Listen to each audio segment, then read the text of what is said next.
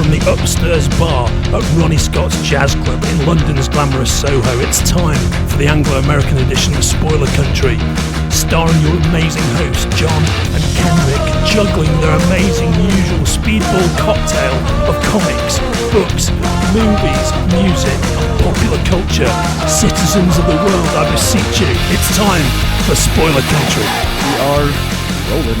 United Armies of the Spoilerverse. Welcome back to Spoiler Country. I'm Kenric Regan. That is Mr. Horsley. And today on the show, well, it's Andrew Sumner. Summoner? He's the summoner now. Yeah, he's summoning. He summons awesomeness. He is summoning awesomeness. Andrew Sumner, the executive VP of Titan Merchandise, comes on the show for a second time within a week. Yeah. And we talk about Once Upon a Time in Hollywood. Yeah, I mean, obviously, if you didn't know, by seeing that super cool graphic I made of Once Upon a Time with Sumner. If you haven't, go check it out. Yeah, it's hilarious. I made that day, the day of the recording too.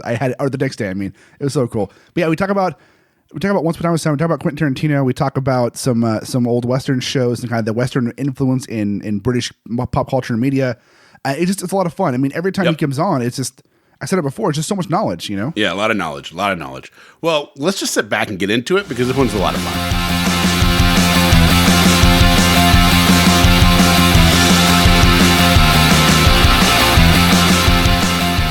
So now we have a whole new generation. We're calling this the golden age of television. Yeah.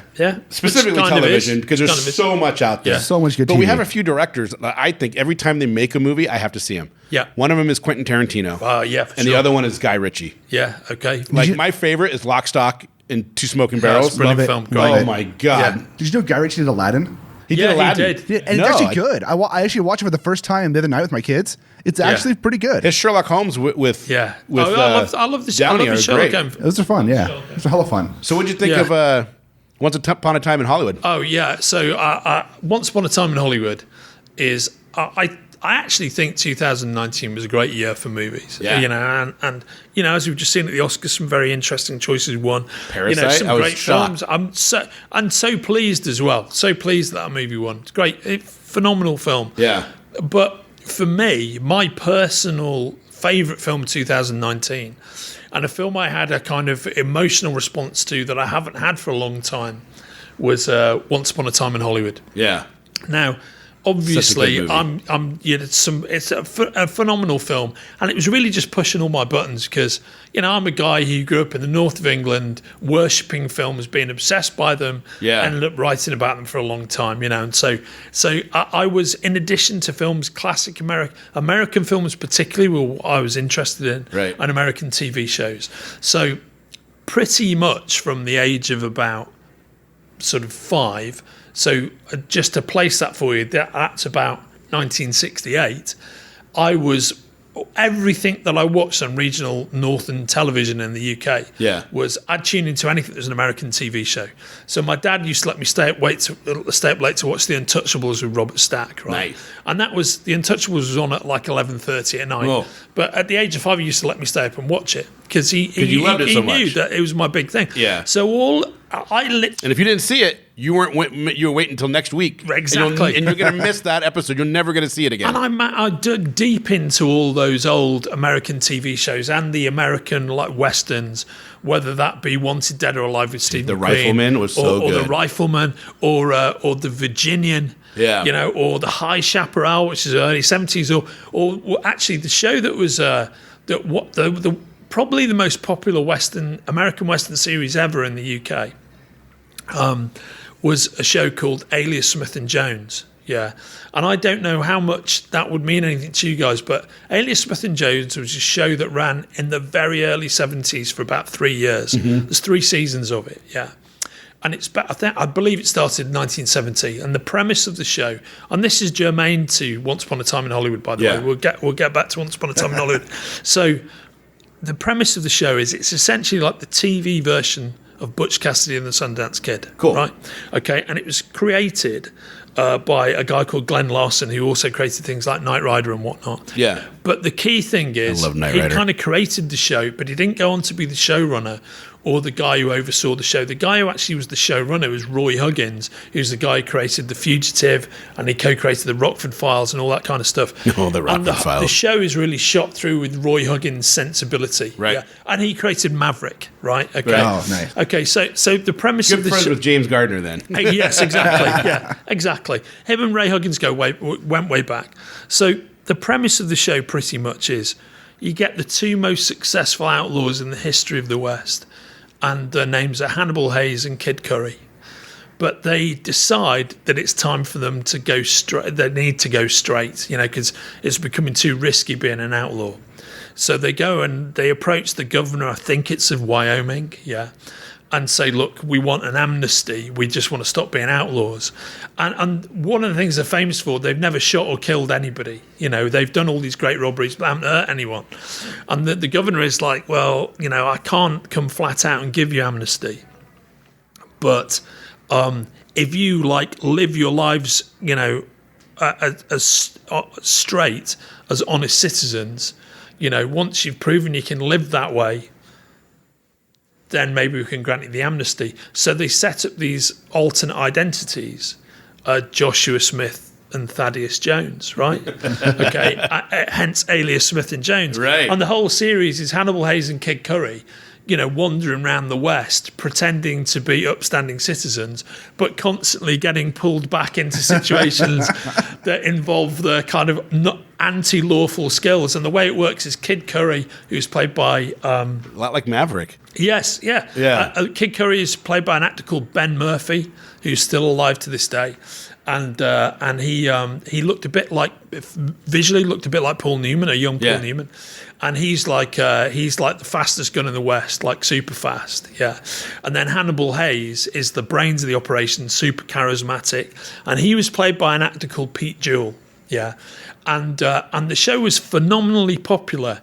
But then about a series and a half into it, one New Year's Eve, this is New Year's Eve, I think, 1971, Pete Jewell committed suicide. Yeah, shot himself with a rifle. No. Yeah, and he's literally, if you ever watch this show, I'm telling you, the guy's incredibly charismatic. Yeah. And he was the coolest actor on TV. Yeah, and I think when you look so back, sad. I think the reality was he probably had some level of undiagnosed bipolar issues, and was self-medicating, with weed and with alcohol, and these days it would have been called something else. But he in his personal life, he suffered from depression or whatnot. But on screen he's amazing, right? And the interesting thing is, it being the time that it was, what the producers did, or what the network made the producers do, was they literally made them immediately recast Hannibal Hayes. They cast him with an actor called Roger Davis, who had done the voiceover narration for the show and had appeared in it. And he was one of the guys who starred in a show called Dark Shadows, right? Shadows. He's one of the guys from that. And he's a great actor, Roger Davis, actually. And he then played Hannibal Hayes for another series and a half.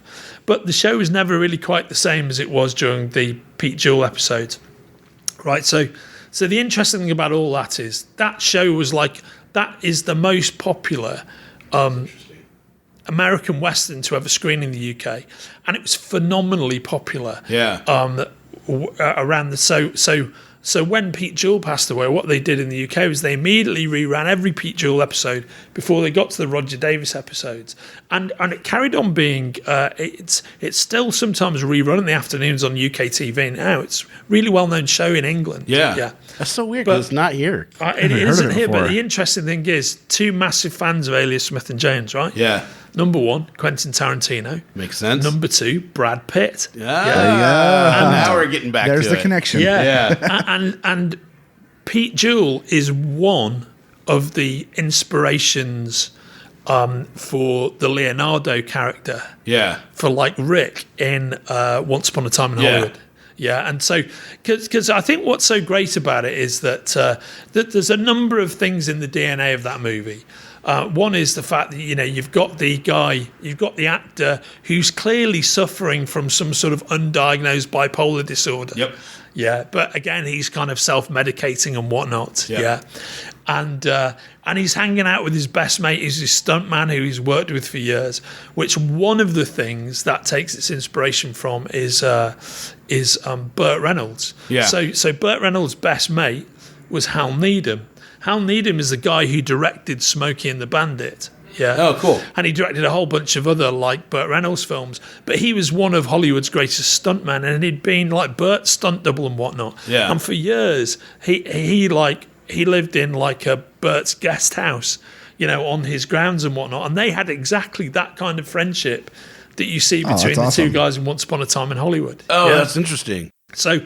And it's not just based on them. There's lots of other things So going on. you're watching this and you know all the stuff that's in the background and you're just like, oh my God, this is hitting all the feels. It just really spoke to me. Yeah. It really spoke to me the way that there's interesting things in the movie. So the show that appears in the movie, like Bounty Law, it's essentially based on the Steve McQueen show, Wanted Dead or Alive, right? But there's these little Tarantino touches I've not seen anybody cover off. And one would be that when you see episodes of Bounty Law where Jake Cahill is the bounty killer, when you're watching the trailers and the bits and pieces from the episode, he's shooting a bunch of people dead, right? But in an American TV show, in the real world, not the Tarantino universe, that was made in that era, you wouldn't have that level of wholesale slaughter. No. Now it's clean, relatively bloodless deaths, but people are getting killed. The hero of a show wouldn't actually, in real world TV made in America in the 50s, be able to kill that many people. They might kill one person. Yeah. Every 3 episodes or something. Right. Exactly. Yeah. But not just wantonly blowing people away in the trailer. And that's where you're in the Tarantino verse. You know what I mean? And I love that. It's ratcheted up a bit. And so it's always what he does. It's always the Tarantino version of these things that really happened, right? Dude, Brad Pitt in that movie was astonishing. It's phenomenal and deserves every award that he got. Deserves every. But I actually also think, and I think it's been very gracious of Brad Pitt to always mention Leonardo. Leonardo, whenever and you can see why, because as great as he is in that role, that part doesn't really exist without Leonardo doing that exemplary work as Rick Dalton. He did a great He's job. fucking brilliant. Yeah. I love that scene, and obviously the name of the show is Spoiler Country, right? So, and if you haven't seen Once Upon a Time in Hollywood already, what are you doing? Why not? Yeah, exactly. But I love that scene when he's in his dressing room when he's fucked up his lines on the set of Lancer, which, by the way, is a real show. You're right. That's absolutely a real show, and it has those like famous other actors like Timothy Olyphant playing the real guys who starred in it. Right. When he fucked up his lines, and then he's having that whole conversation with himself in the dressing room, like, you're a worthless drunk, you're like, you fucked it up again, fucking embarrassing yourself, now listen to me, motherfucker, I'm going to put a bullet right between your eyes if you don't get these lines right. All that, I just love that. Yeah. But what I read, there's so much energy to that film. And I found myself being completely taken over by it when I watched it. And it's the level of kind of detail that you see of like LA and Burbank and Hollywood in like 1968. You felt like you were there. So I'm gonna name check a friend of mine now. And it's a dude called Chris Lucero, good friend of mine. He works in the movie business. He's kind of a VP. He works in licensing for various movie studios. Yeah. So if I do a deal to make a T-shirt of, say, Preacher, right, or collectibles of Preacher, which we made, right, but great. well, Chris, thank you very much. It was Chris Lucero who I worked with to get the license to do that. So Chris Lucero was the VP of licensing at Sony TV, and he's the guy I did the deal with to do the collectibles for Preacher, right? Right. And then before that, he was a VP at Universal, and he's the guy I did the deal with to do our Battlestar Galactica type. Oh, nice. Right? Nice. He's an awesome dude. He's a very, very knowledgeable about film. He's a guy who's full of great anecdotes, right? I mean, if we ever get the chance, you could have him on this, and he tells a load of great stories. Yeah. And he's got a brilliantly kind of conversational style, really smart guy, and a lovely bloke. And we were out. We've got a. When I'm in Hollywood, whenever I'm in LA, he is from the kind of Burbank to Toluca Lake area, so we always meet up in a bar in like Burbank and shoot the breeze. And about 8 months ago, we met up and we were talking about it, and he was saying, I said, you've got to go and see Once Upon a Time in Hollywood. And he was like, I'm not sure, I'm not sure how dialed into some of the recent Tarantino films I've been, even though I think he's an amazing talent. And, I'm just not sure how much, I want to see, Brad Pitt and DiCaprio in those roles. Yeah. I was going, mate, you of all people, somebody whose life is the movie industry and has grown up in LA, needs to see this film. And about three months later, I get a WhatsApp message in the middle of the night, right? Which is like, brother, you weren't wrong. I've just been to see Once Upon a Time in Hollywood. It's fucking awesome. It's one of the best flicks I've seen for years. So when I next went to Vegas, he was like, "Oh, I've got a treat planned." Next went to not Vegas, Los Angeles. So rock up in Los Angeles, and he's like, "We're going out for the evening," and we went to the New Beverly Cinema, which is Tarantino's cinema in Los Angeles. He owns a repertory cinema in Los Angeles. It's awesome. It's an unreconstructed old cinema, and it hasn't been refurbished or anything like that. So you're getting it's like the cinemas I used to go to in Liverpool when I was a kid, which is cinema. I was going to them. You know what it's going to be like the Roxy in West the Roxy's awesome. It's exactly that kind of deal. Yeah. So I was going to cinemas in 1978 that were unchanged since 1932. Yeah. Do you know what I mean? Yeah, that's exactly the Roxy in West This is Bremerton. exactly what the New Beverly is like. But the screenings are curated by Tarantino. So this was a curated screening of Once Upon a Time in Hollywood. So it showed a bunch of outtakes at the beginning.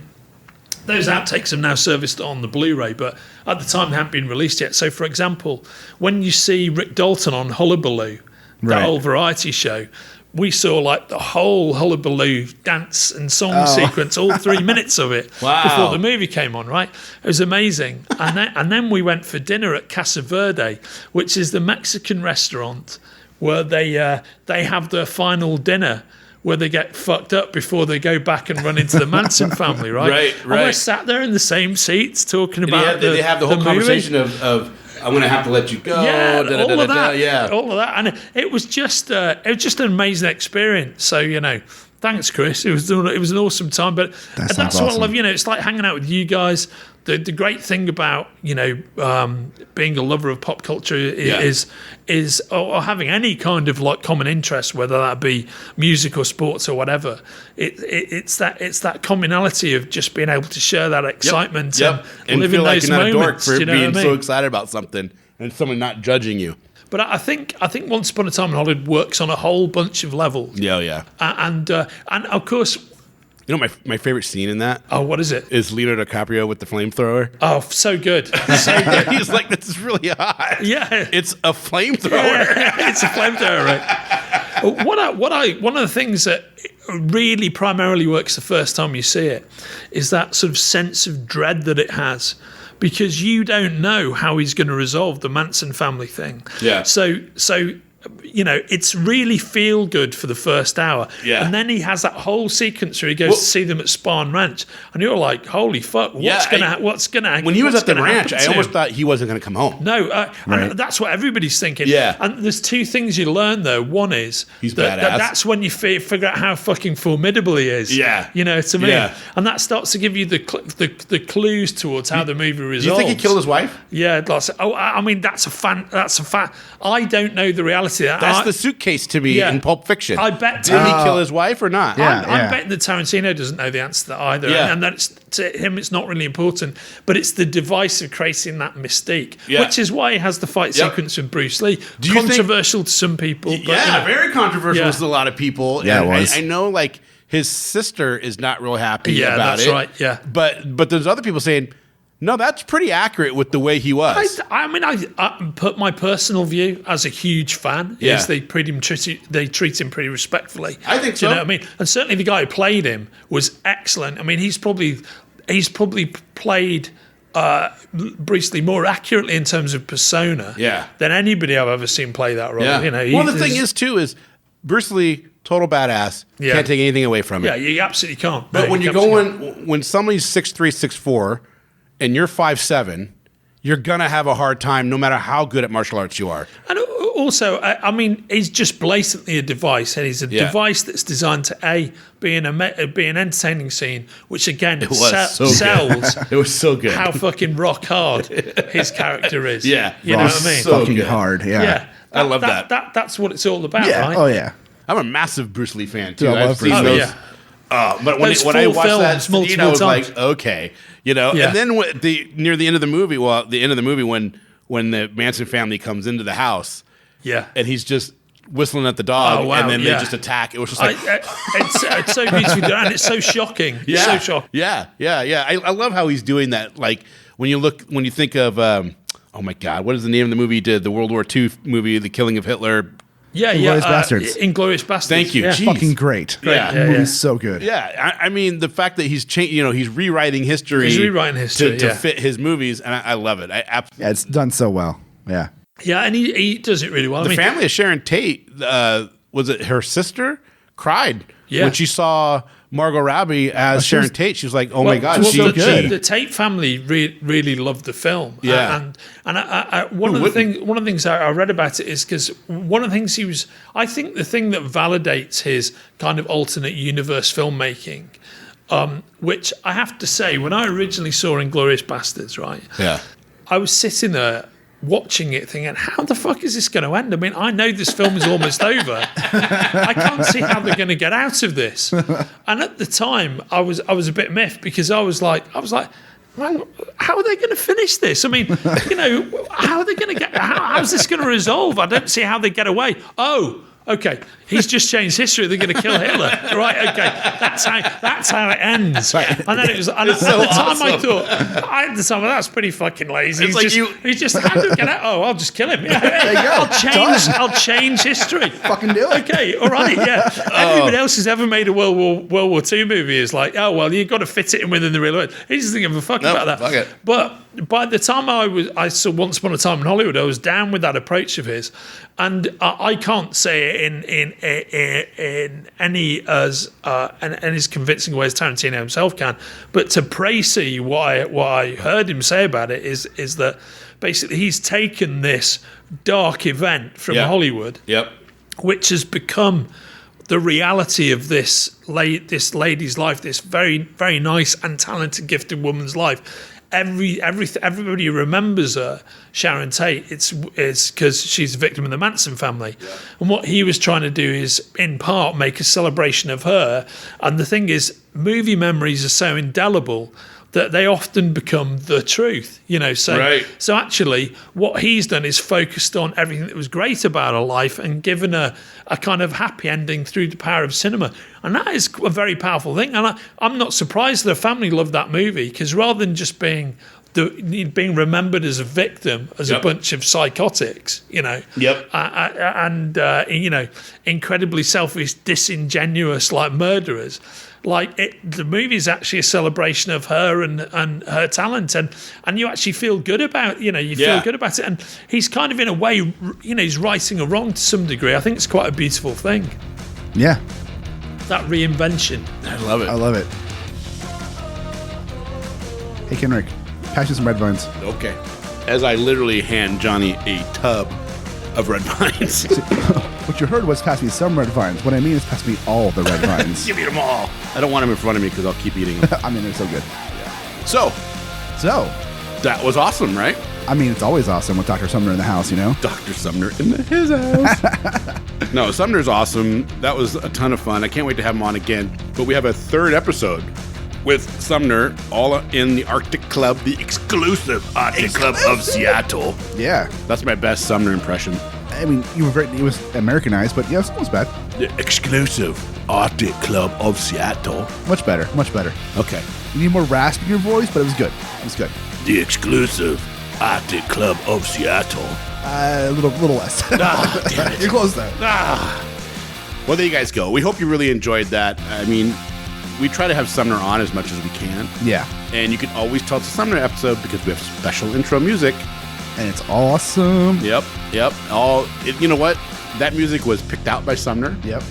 He does the intro for it, and then we have him on, and then he goes through, and then lots of times we'll get from the episode, and he'll say, "Can you change this? And can you do that?" And Yeah. I mean, he's a man who knows what he wants. That's I appreciate. But the thing with Sumner, and I've said this in the past, is that he truly is a friend of ours, Yeah. and he's become a mentor in a lot of ways on things we need to think about when we have ideas of what we want to point towards the show. Exactly. And it just, all that said and done, it's also just so much fun to talk to him. Yeah. So, if you guys enjoyed that episode, go check out the other ones with Sumner. Yeah. There's like 7 or 8 more. Yeah, there's a bunch of them. And then if you just like our style of interviews, you should listen to all the other interviews we've done with the likes of Jerry Conway, Ben Templesmith. J. Michael Straczynski. Yep. It's Susan Corin Eisenberg. Nemick, Corin Nemick. Oh, so many. Jamie Emily Mateus. Swallow. Yeah. I mean, it just goes on. Sophie and on Ensel. I and on. mean, the list goes. There's so many. Yeah, there's so many. All right, guys, do us a favor. Do us a huge, huge favor. Yeah. If you listen to our show, and maybe you listen to it quite a bit, or maybe just every once in a while, or whatever it is, you enjoy the show, give us a subscribe. Yeah. And then maybe where you subscribe to, like if it's Stitcher or Spotify or iTunes or Google, give us a review. Yeah, write a review. That helps out so much. Yeah, One it helps little us out review. a lot. So let us know what you think. If there's something you guys want to see that we do, let us know. Yeah. You never know. You never know. I mean, we do a lot of stuff here. Yeah, we do. One thing that we've done in the last month or so, with the onset of the COVID-19 and everything being postponed, you have heard or will hear, or hopefully you go back and check out, we did a bunch of episodes around canceled, first was Emerald City Comic Con. Yeah. The canceled show. We reached out to a bunch of creators that decided to come on, and we highlighted people in 4 separate episodes. And there might be more, depending if more creators step forward that want to do this. Yeah, as of recording this intro for you, because we do it all in advance, because we have to make get as much content as we do out for you guys. We have to do it in advance. Yeah. We've done 4 with about 20 creators on there talking about what they did. And if anybody else reaches out to us, we will do more, because we fully believe in helping all creators get their voice heard and help out in trying times. Yep. And now it's a ton of work. It's a ton of work. It's a ton of work. So much work. Because you got to interview. Yep. You got to edit. Yep. You got to put together. Yep. You got to release. It's not easy. And then you got to create graphics. Yeah. And then, It's not easy, but I mean, I'm happy to do it for the creators. Yeah. So we're going to try to do, as things get postponed in other places, we are going to attempt to do what we can. But you should definitely go check out the Emerald City City. Yeah, Emerald City Comic Con episodes that really highlight some amazing creators. Yeah, and then go check out their stuff, and also check out the other interviews we have all over the website we talked about. Yep. All right, guys. I think that's a show. That is a show. Thanks for joining us. Don't forget to open the mind And read more.